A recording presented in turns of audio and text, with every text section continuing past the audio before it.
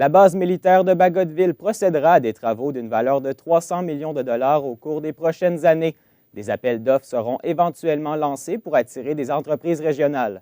Le gestionnaire de site à la base militaire pour construction de Défense Canada, Richard Thibault, explique comment les entrepreneurs peuvent se préparer pour répondre aux conditions.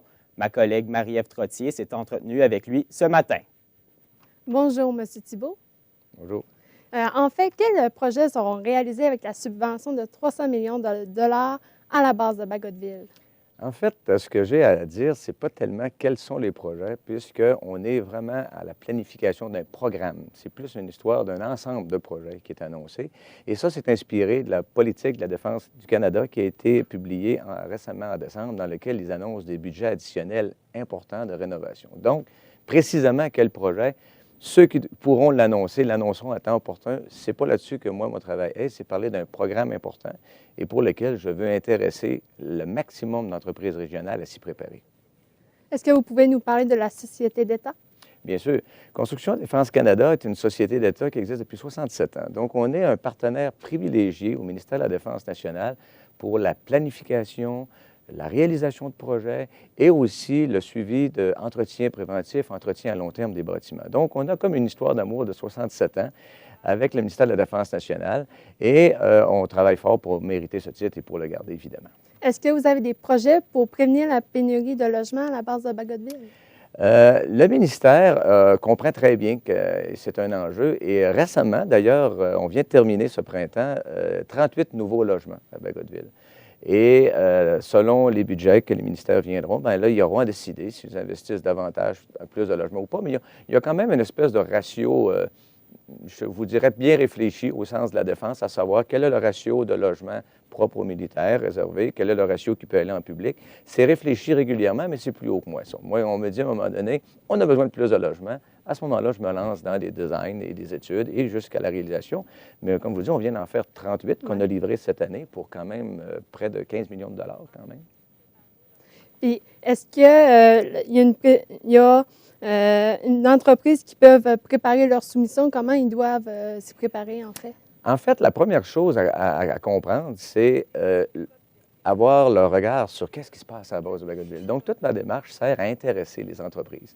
Et c'est pourquoi je vais faire bientôt avec la Chambre de commerce une conférence qui va être le 14 février d'ailleurs, dans laquelle il va y avoir 3 volets. C'est-à-dire que je vais donner rapidement qui sommes-nous, quel est notre rôle, puisqu'on n'est pas vraiment bien connu, Construction Défense Canada.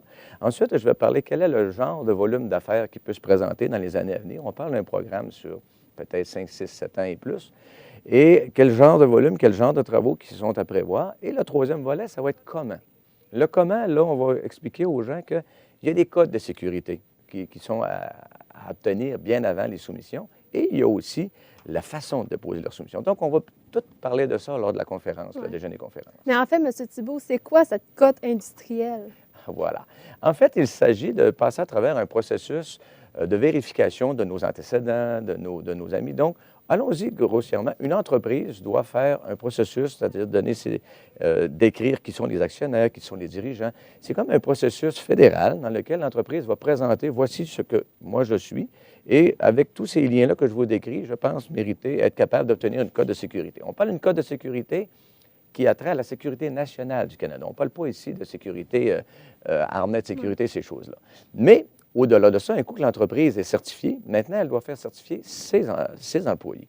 On comprend que travailler sur une base de Bagotville, sur une base militaire, c'est pas comme travailler dans un autre chantier en ville. Ouais. On parle ici de maintenir et de protéger la sécurité du Canada, donc on doit savoir qui vient travailler chez nous et s'ils sont aptes à travailler dans un environnement sécurisé, encore une fois, pour protéger la sécurité du Canada. Mais en quoi est-ce avantageux de l'exiger, en fait?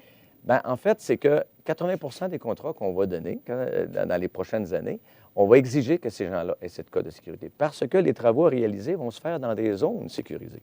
Donc, quand on rentre dans une zone qui se rapproche de l'opération d'une base militaire, il y a différents degrés, à ce moment-là, on doit s'assurer qui vient y travailler. Donc, c'est pour ça qu'il y a différents degrés. J'irai dans les détails à la conférence, mais il y a différents degrés de sécurité en fonction de quelle proximité vous avez avec les opérations. Est-ce que vous pouvez nous décrire les différentes catégories pour les cotes? Rapidement, je vais donner à peu près 20 des travaux sans cote. Ensuite, 80 va être fait avec des cotes de ou fiabilité ou secret quelques rares projets à top secret. Parfait. Et chacun de ces niveaux-là a un processus distinct pour avoir. Donc, le premier de tous, c'est fiabilité. Ensuite, l'entreprise peut, si elle le veut, continuer le processus pour avoir le deuxième niveau et ainsi de suite. Vous nous avez parlé que vous allez être à une conférence le 14 février prochain. Est-ce que vous pouvez nous en parler de cet événement? Bien sûr, bien sûr.